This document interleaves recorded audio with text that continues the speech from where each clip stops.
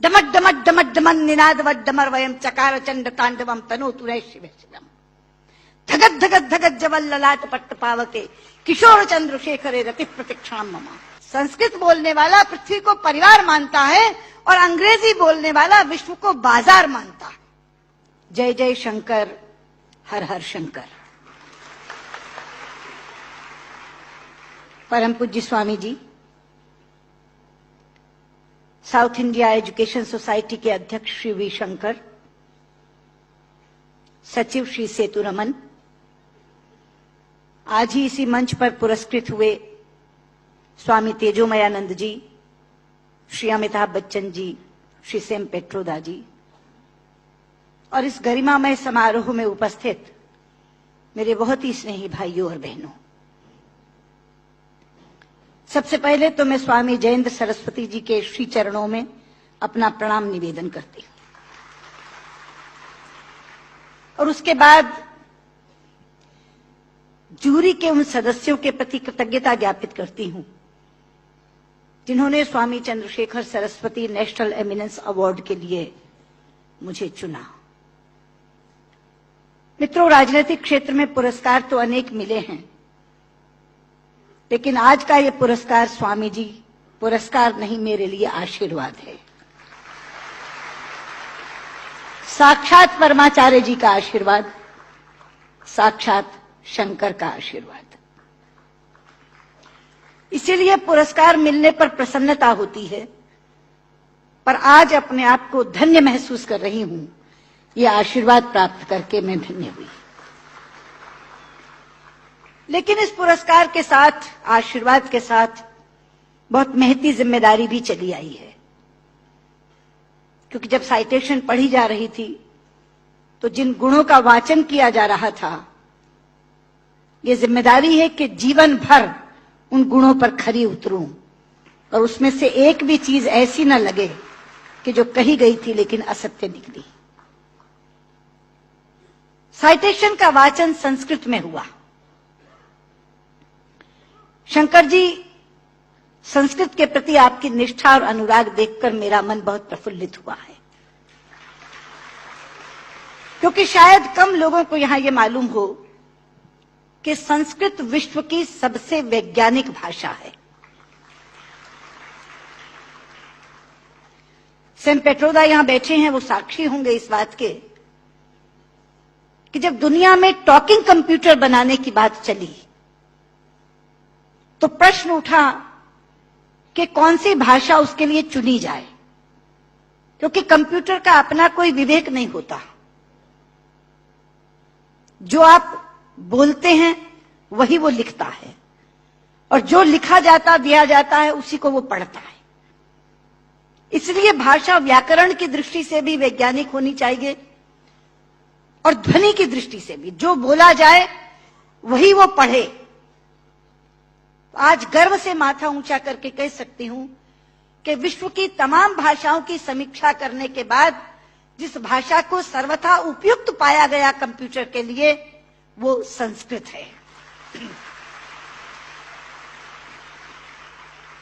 क्योंकि जैसे अंग्रेजी में NO नो भी नो है और KNOW भी नो है।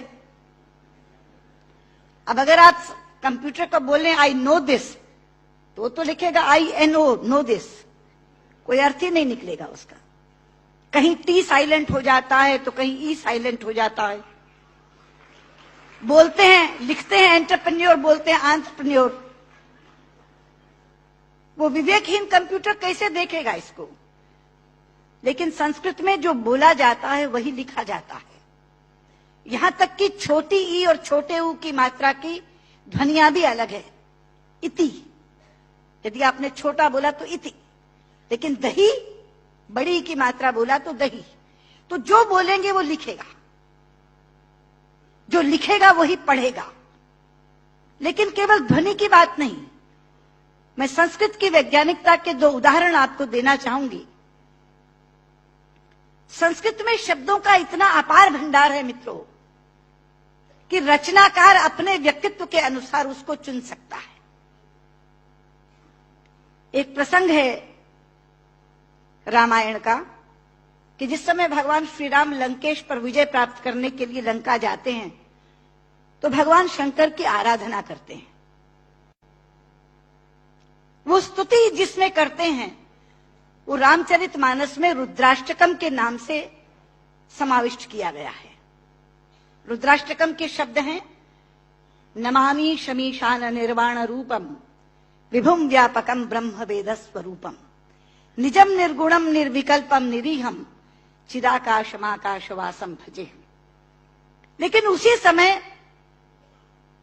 श्री राम पर विजय प्राप्त करने के लिए रावण ने भी आराधना की थी, स्तुति की थी, और उसने अपना स्तोत्र स्वयं रचा था जो शिव तांडव स्तोत्र के नाम से प्रसिद्ध है। शब्द हैं, डमट डमट डमट डमन निनाद वट डमर वयम चकार चंड तांडवम तनोतुरे शिव शिवम धगत धगत धगत जवल ललाट पट्ट पावके किशोर चंद्रशेखरे रति प्रतिक्षणम मम धराधरेन्द्र नंदिनी विलास बंधु बंधुरा स्फुर दिगंत संतति प्रमोद मान मानसे। यहां बैठे किसी एक 5 वर्ष के बालक के सामने यदि मैं केवल ये 2 श्लोक रख दूं और ये कहूं कि बच्चा ये बताओ इसमें से कौन सा रावण ने रचा होगा और कौन सा राम ने पढ़ा होगा, तो बिना कुछ जाने वो कहेगा कि डमट डमट डमट डमन ये रावण का श्लोक होगा, क्योंकि शब्द उसके व्यक्तित्व से मेल खाते हैं। और नमामि शमीशान निर्वाण रूपम राम ने कहा होगा। यह है संस्कृत की वैज्ञानिकता। एक और उदाहरण देती हूं, आप हैरान हो जाएंगे। संस्कृत के एक रचनाकार हैं दंडी, उनका एक नाटक है 10 कुमार चरितम, जिसमें 10 राजकुमारों की कथा है अलग अलग। उसमें एक कथा आती है राजकुमार विश्रुत की। प्रसंग है कि वो आखेट के लिए शिकार करने के लिए जंगल में जाता है। एक तीर आकर उनके होंठ पर लगता है और उनका निचला होंठ कट जाता है। मित्रों, इस प्रसंग के घटने के बाद कथा अनेक पन्नों में चलती है। कितने ही संवाद विश्रुत बोलता है, लेकिन दंडी ने पूरे संवादों में कहीं भी ओष्ठांग का प्रयोग विश्रुत से नहीं करवाया है। ओष्ठांग क्या है? पूरा अल्फाबेट हिंदी का जो पवर्ग है वो ओष्ठांग है। प फ ब फ म। प फ ब फ म दोनों होंठ मिलाकर बोले जा सकते हैं। अगर दोनों होंठ में से एक होंठ नहीं है तो आप प नहीं बोल सकते, ब नहीं बोल सकते, भ नहीं बोल सकते, म नहीं बोल सकते। ये पवर्ग ओष्ठांग है। तो अगर उसका एक होंठ कट गया तो उसने पवर्ग का उच्चारण कैसे किया, ये कोई भी प्रश्न कर सकता था रचनाकार से। इसलिए अनेक संवादों में कहीं भी ओष्ठांग का प्रयोग नहीं है। यह है संस्कृत की वैज्ञानिकता। लेकिन लोग आजकल कहते हैं कि संस्कृत तो बोलचाल की भाषा नहीं बन सकती, संस्कृत कभी जनभाषा नहीं रही। शायद इससे बड़ी अज्ञानता की बात कोई दूसरी नहीं हो सकती। संस्कृत जनभाषा रही है। छोटे लोग, अनपढ़ लोग, बिना विद्यालय में गए लोग संस्कृत बोलते रहे हैं।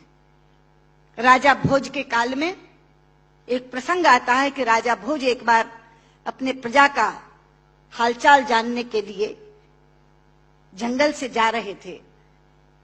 सामने से एक लकड़हारा आ रहा था। उसने लकड़ियां काटकर अपने सिर पर रखी हुई थी, पसीनों पसीन था। राजा ने लकड़हारे को देखा तो तब संस्कृत में ही बातचीत होती थी, संस्कृत ही जनभाषा थी। तो राजा ने लकड़हारे से कहा, किमते भारम बाधती, क्या ये भार तुम्हें कष्ट पहुंचा रहा है? लेकिन बाध शब्द जो है मित्रों, वो धातु है जो परस्मयी पदी नहीं चलती, आत्मनेपदी चलती है। संस्कृत में 2 तरह की धातुएं हैं। परस्मयी पदी चलती है बाधती, बाधता, बाधंती, और आत्मनेपदी चलती है बाधते, बाधेते, बाधनते। बाध शब्द जो है वो आत्मनेपदी में है। तो लकड़हारा जवाब क्या देता है? भारम न बाधती राजन यथा बाधती बाधते। कि राजा, मुझे ये भार कष्ट नहीं दे रहा जितना आपके मुंह से बोला हुआ बाधती शब्द कष्ट दे रहा है, क्योंकि बाधती शब्द का अशुद्ध उच्चारण आपने किया है। ये शब्द बाधते होना चाहिए। भारम न बाधती राजन यथा बाधती बाधते। तो कौन कहता ये जनभाषा नहीं रही? ये जनभाषा रही है। लेकिन आज मैं शंकर जी से कहना चाहूंगी कि आपकी साउथ इंडिया एजुकेशन सोसाइटी पर एक जिम्मेदारी आई है, क्योंकि आज संस्कृत केवल कर्मकांड की भाषा बनकर रह गई। कल जब विश्व के लोग आएंगे और कहेंगे कि कंप्यूटर के लिए हमें संस्कृत के विद्वान दो, हम टॉकिंग कंप्यूटर बनाना चाहते हैं, तो एक विडंबना खड़ी होगी कि जिसे संस्कृत आती है उसे कंप्यूटर नहीं आता, और जिसे कंप्यूटर आता है उसे संस्कृत नहीं आती। इसलिए केवल साइटेशन संस्कृत में पढ़कर अपने कर्तव्य की तीसरी मत कर लीजिए। साउथ इंडिया एजुकेशन सोसाइटी का ये फर्ज बनता है, ये कर्तव्य बनता है कि वो ऐसे लोग पैदा करे जो संस्कृत और कंप्यूटर दोनों के परम विद्वान बने। और उस समय जब हमारे सामने ये बोध आकर के खड़ा हो, ये विषय आकर के खड़ा हो कि टॉकिंग कंप्यूटर के लिए संस्कृत के विद्वान चाहिए, तो साउथ इंडिया एजुकेशन सोसाइटी कहे ये लीजिए, हम देते हैं जो संस्कृत के भी ज्ञाता हैं और कंप्यूटर के भी ज्ञाता हैं। क्योंकि अथाह भंडार भरा पड़ा है हमारे ज्ञान का, हमारे शास्त्र, हमारे उपनिषद, हमारे ग्रंथ, और उन ग्रंथों की सोच लोगों तक पहुंची नहीं। आज अभी शंकर जी अपने प्रारंभिक वक्तव्य में कह रहे थे उदार चरिता नाम वसुधैव कुटुंबकम। ये संस्कृत जानने वाले की सोच है। संस्कृत बोलने वाला पूरी पृथ्वी को परिवार मानता है, वसुधैव कुटुंबकम। संस्कृत बोलने वाला पृथ्वी को परिवार मानता है और अंग्रेजी बोलने वाला विश्व को बाजार मानता है। और ये सोच का अंतर है, क्योंकि परिवार में प्यार होता है मित्रों, बाजार में व्यापार होता है। केवल व्यापार, शुद्ध व्यापार। लेकिन ये कौन बताएगा लोगों को कि भारतीय संस्कृति में पूरी पृथ्वी को, पूरी वसुधा को कुटुंब मानने की भावना है। सर्वे भवन्तु सुखिनः, हम तो सर्व की बात करते, सर्वे सन्तु निरामया, सर्वे भद्राणि पश्यन्तु मा कश्चित् दुर्भाग् भवेत्। सर्व के कल्याण की कामना किसने की है? लोग अपनी अपनी बात करते हैं, लेकिन ये है वो भारतीय संस्कृति जो सर्व के कल्याण की कामना करती है।